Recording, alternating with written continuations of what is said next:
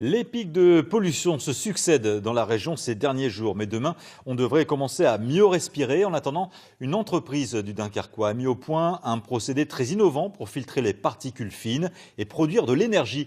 Un double intérêt que détaillent pour nous Lila Affaf et Flavien Bellouti. Malgré les apparences, cette fumée industrielle est moins polluée qu'il n'y paraît. À l'intérieur du centre de valorisation des déchets de Dunkerque, ces quelques tuyaux et boîtes métalliques forment le dispositif TerraOSave qui filtre les polluants et produit de l'énergie.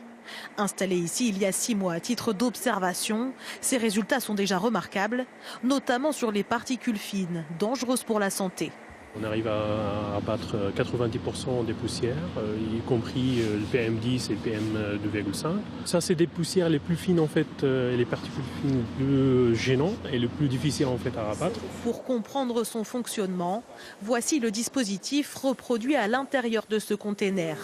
Les fumées sont récupérées, puis nettoyées par un procédé hydraulique. Ces fumées, on va les faire rentrer dans TerraO et on va les faire buller dedans.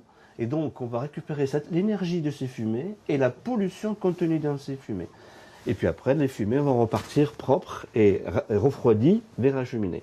Cette pollution qui est maintenant passée dans l'eau, on va la traiter dans un système de traitement à côté.